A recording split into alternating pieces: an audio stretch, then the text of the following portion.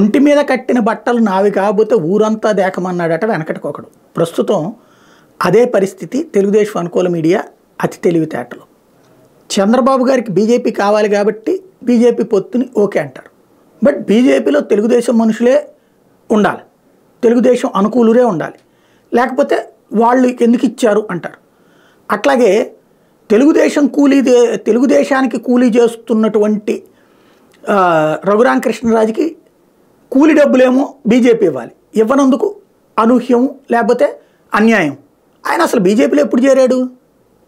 ఎప్పుడు చేరినటువంటి వాడికి ఆయనకి ఇచ్చేది ఏంటి? కామన్ సెన్స్ కూడా లేదు. వీళ్ళ కామన్ సెన్స్తోనే చూస్తారు. ఇది ఇప్పుడు ఎందుకు చెప్తున్నా అంటే, బీజేపీని రోజు అటాకింగ్ న్యూసే రాసుకొస్తున్నారు. చంద్రబాబు కోసం అయితే ఎంతగా బరి తెగించి కవర్ చేసుకొచ్చారో, ఇప్పుడు బీజేపీ విషయంలో న్యూట్రాలిటీ పాటిస్తున్నామంటే బీజేపీ మీద విషం చెమ్ముతానే ఉన్నారు.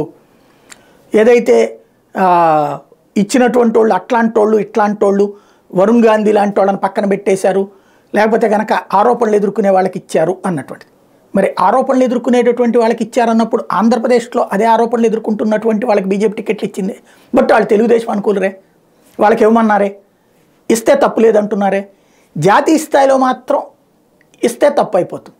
ఇప్పుడు మాగుంట తెలుగుదేశం తరఫున పోటీ చేస్తే తప్పు, వైసీపీ తరఫున పోటీ చేస్తే కరెక్ట్.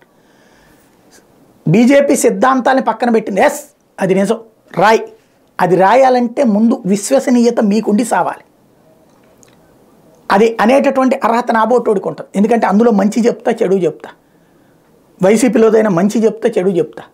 తెలుగుదేశంలోదైనా మంచి చెప్తా, చెడు చెప్తా. ఇప్పుడు ప్రస్తుతం రాజకీయాలలో విలువల్ని పక్కన పెట్టేశారు. బ్యాంకులకి డబ్బులు ఎగ్గొట్టిన వాళ్ళు, అక్రమ కేసుల్లో ఉన్నటువంటి వాళ్ళకి సీట్లు ఇస్తున్నారు. అందులో బీజేపీ కూడా అతీతం కాదని నిరూపించుకుంది.